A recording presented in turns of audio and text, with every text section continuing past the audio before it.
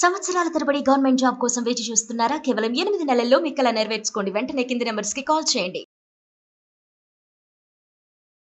అమ్మ నమస్కారం అమ్మ. నమస్తే అమ్మా. మనం చాలా సార్లు మన చుట్టుపక్కల ఉన్న వ్యక్తులకి కానీ లేదంటే ఒక రిలేషన్షిప్ లో అయినా కానీ ఒక పర్సన్ కి చాలా విలువిస్తాం. అవును. ఎవరేం చెప్పినా కూడా వాళ్ళ గురించి అసలు పట్టించుకోము. అవును. మనము ఏమనుకుంటామో అదే వాళ్ళ దాన్నే పైన నమ్ముతాం. నమ్ముతూ ఉంటాం అన్నమాట. అవును. అవును. కానీ ఆ ఎదుటి పర్సన్ అంత విలువ ఇవ్వడు మనకి, అవును. పట్టించుకోడు కూడా అసలు. అంటే టేక్ ఇట్ ఫర్ గ్రాంటెడ్ అంటారు కదా, అలా అవును. తీసేసుకుంటారు. మనకి విలువ ఇవ్వని పర్సన్ నుంచి మనం దూరంగా ఉండాలి అంటే ఎలా అసలు? అంటే మనకి తెలిసి కూడా కొన్నిసార్లు ఆ బిహేవియర్ చూపిలేం, విలువ ఇవ్వట్లేదు అని తెలిసి కూడా దూరం అవ్వం. ఇది చాలా సందర్భాల్లో జనరల్ గా ఏం జరుగుతుందంటే, మనం ఒక వ్యక్తిని అంటే ఒక ఫ్రెండ్ కావచ్చు, బంధువు కావచ్చు, ఎవరు కావచ్చు, విపరీతంగా ఇష్టపడతాం. వాళ్ళలో ఏవో కొన్ని నచ్చిన అంశాలు ఉండొచ్చు, విపరీతంగా ఇష్టపడతాం. కానీ వాళ్ళకి మన పట్ల అంత ఉండదు. ఇష్టం ఉండదు. ఇప్పుడు నేనే ఉన్నాను, నాకు మా స్కూల్లో ఫ్రెండ్స్ ఉన్నారు నేను ఉద్యోగం చేసిన రోజుల్లో. చాలా ఫ్రెండ్లీగా ఉండేదాన్ని. రిటైర్ అయిపోయిన తర్వాత కూడా ఎలా ఉన్నారని అప్పుడప్పుడు ఫోన్ చేస్తుంటాను నేను. అంటే ఒక ఫ్రెండ్ అనే ఉద్దేశంతో. వాళ్ళు నాకు ఎప్పుడూ ఫోన్ చేయరు. నేను అడిగాను అనుకో, నేను 4 సార్లు చేస్తాను, ఒక్కసారి కూడా ఫోన్ చేయమేంటి అని అడిగాను అనుకో, మీరు బిజీగా ఉంటారని అని చెప్తారు జవాబు. ఎందుకంటే మీరు స్టూడియోలో బిజీగా ఉంటారు కదా, మీరు తోడు నీడతో బిజీగా ఉంటారు కదా. It is nothing but escapism అంటాను నేను. ఎందుకంటే మీరు తప్పించుకోవడానికి చెప్తున్నారు. అసలు నువ్వు ప్రయత్నం చేస్తే కదా నేను బిజీగా ఉన్నాను, నువ్వు ఎలా అనుకున్నావు? నువ్వు ఫోన్ చేస్తే నేను ఎత్తకపోతే నీకు ₹1 ఖర్చు లేదు. నేను అందరికి ఇదే చెప్తా. నువ్వు ఫోన్ చేస్తే కదా, కనీసం మిస్డ్ కాల్ చూసుకుని నేను కాల్ బ్యాక్ చేస్తానమ్మా, నువ్వు ఆ ప్రయత్నం ఎందుకు చేయలేదు? బిజీగా ఉంటారేమో, నీకు నువ్వు అనుకూలంగా ఉంది కాబట్టి నీకు నువ్వే జవాబు చెప్పేసుకుని మానేసావు అని అడిగితే ఈసారి చేస్తారండి అంటారు. ఇంతవరకు చేయలే. కొన్నాళ్ళకి నాకు కూడా జ్ఞానోదయం అవుతుంది. నేనంటే ఇంట్రెస్ట్ ఉంటే తప్పనిసరిగా ఒక్కసారైనా ఫోన్ చేస్తారు. ఒక్కసారి కూడా ఫోన్ చేయని వాళ్ళ కోసం నేను ఎందుకు బాధపడాలి అని గ్రాడ్యువల్ గా నేను కూడా తగ్గించేస్తాను. ఇలా తగ్గించిన ఫ్రెండ్స్ నాకు ఇంతమంది ఉన్నారు. ఇంతమంది, ఒకళ్ళు ఇద్దరు కాదు, ఎంతో మంది. అంటే వాళ్ళకి అది నేను బిజీగా ఉన్నాను ఒక ఫీలింగ్ కాదు. నేనేమనుకుంటానంటే వాళ్ళకి నా పట్ల ఇంట్రెస్ట్ లేదు, నాకు ఉంది కాబట్టి నేను ఫోన్ చేస్తున్నా. వాళ్ళకి ఇంట్రెస్ట్ ఉంటే వాళ్ళు కూడా చేస్తారు కదా. సో నా పట్ల ఇంట్రెస్ట్ లేని వాళ్ళ మీద నేనెందుకు ఇంట్రెస్ట్ చూపించాలి? నేనెందుకు ఆత్మీయంగా ఉండాలి? నేనెందుకు స్నేహంగా ఉండాలి? నన్ను నేను ప్రశ్నించుకొని, అది కొంచెం కష్టమైనా నేను కూడా గ్రాడ్యువల్గా తగ్గించుకోవాలి. ఎవరైనా అంతే. మనం విపరీతమైన ఇష్టంతో ఉంటాం అవతల వాళ్ళ మీద, కానీ వాళ్ళకి అసలు మనం అంటే లక్ష్యమే లేదు. మన పట్ల ఇప్పుడు ఇద్దరు వ్యక్తులు ఉన్నప్పుడు, ఒక వ్యక్తి రెండో వ్యక్తిని ఇష్టపడినప్పుడు ఆ వ్యక్తి కూడా అంతో ఇంతో ఈ పట్ల ఇష్టం ఉండాలి. ఇష్టం లేని వ్యక్తితో నువ్వు ఎన్నాళ్ళు స్నేహం చేస్తావు? ఇష్టం లేని వ్యక్తితో నువ్వు ఎన్నాళ్ళు మాట్లాడతావు? ఏదో ఒక రోజు నీకు కూడా అనిపిస్తుంది. అది తెలివైన వాళ్ళైతే ఆ ఎమోషనల్ రిలేషన్ పెంచుకోకుండా ముందే తగ్గించుకుంటారు. 2-4 సార్లు మాట్లాడిన తర్వాత వాళ్ళ హావభావాలు, వాళ్ళ మాట తీరు నీకు అర్థమైపోతుంది కదా, వాళ్ళు నీ పట్ల ఎంత ఆత్మీయంగా ఉన్నారు. అది నీ పట్ల ఆత్మీయంగా లేని వ్యక్తుల పట్ల నువ్వెందుకు పెంచుకోవాలి? నువ్వే తగ్గించేసుకుంటే పోతుంది కదా. గ్రాడ్యువల్ గా తగ్గించేసుకో.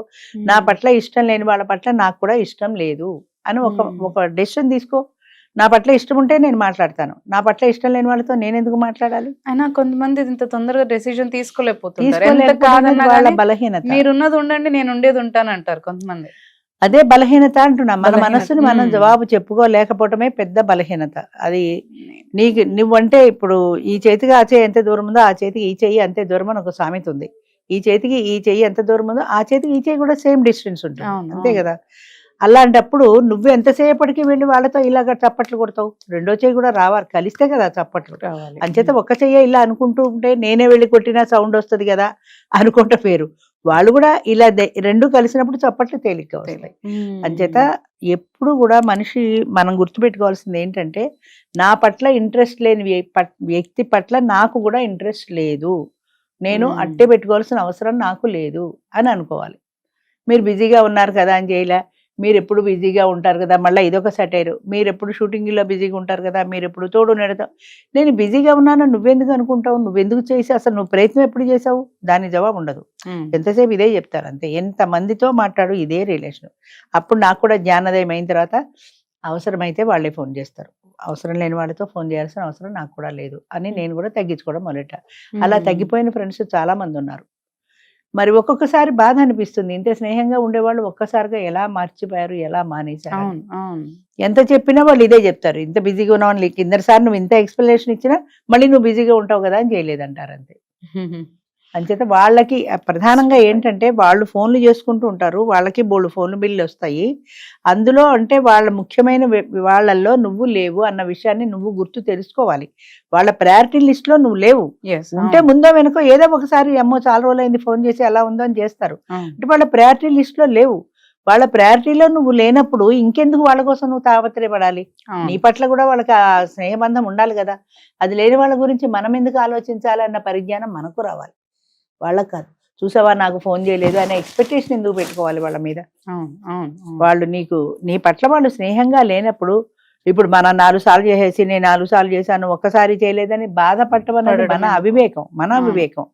అంచేత మనం రియలైజ్ కావాలి, వాళ్ళకి ఇంట్రెస్ట్ లేదు నా పట్ల ఇంట్రెస్ట్ లేనప్పుడు నేను ఎన్నిసార్లు ఫోన్ చేస్తాను అని వదిలేసుకోగలగాలి. దానికి కారణాలు ఎన్నో ఉండొచ్చు. వాళ్ళ వ్యక్తిగత ఇంట్రెస్ట్ ఉండొచ్చు, లేదా నీ పద్ధతులు నచ్చకపోయి ఉండొచ్చు. కారణం ఏదైనా కానీ నీ పట్ల ఇంట్రెస్ట్ లేదన్న విషయం తెలిసిన తర్వాత నువ్వు కూడా నీ లిమిట్ లో ఉండడం నేర్చుకోవాలి. అంతే. అది మించి వాళ్ళతో ఎమోషనల్ రిలేషన్ పెట్టేసుకుని, ఫ్రెండ్షిప్ పెట్టేసుకుని వాళ్ళు 10 సార్లు వాళ్ళకి ఫోన్లు చేసి వాళ్ళు నాకు ఒక్కసారి జవాబు చెప్పలేదు, ఇదంతా నీకు బాధాకరమే కదా. ఇష్టం లేనప్పుడు వాళ్ళు ఇబ్బంది కూడా పడుతుంటారు. నెగ్లెక్ట్ చేసినప్పుడు మనం మళ్ళా ఇబ్బంది పడాలి. అంచేత ఇన్ని బాధలు ఎందుకు? అసలు ముందే నీ మైండ్ నువ్వు కంట్రోల్లో పెట్టుకుంటే పోయే కదా.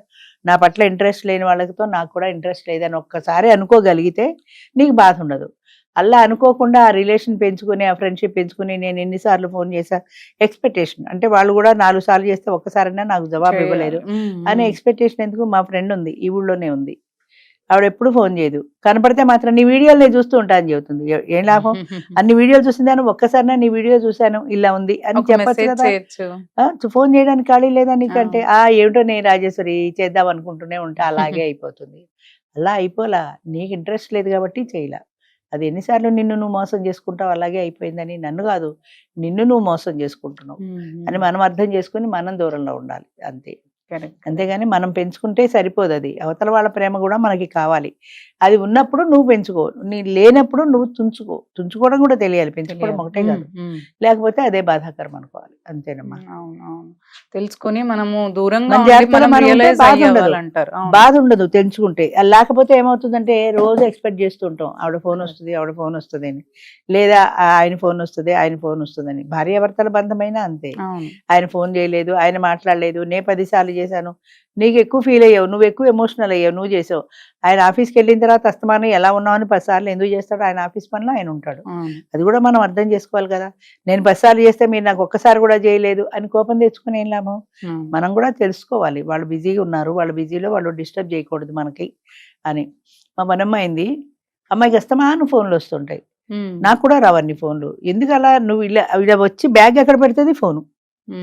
మధ్యాహ్నం ఫోను, సాయంత్రం ఫోను, మధ్యలో ఫోను. ఎందుకమ్మా నీకు ఇన్ని ఫోన్లు వస్తున్నాయంటే, మా పిల్లలమ్మా తిన్నావా లేదా అని అడుగుతున్నారు అంటుంది. వాళ్ళని తిట్టాలా, పిల్లని తిట్టాలా?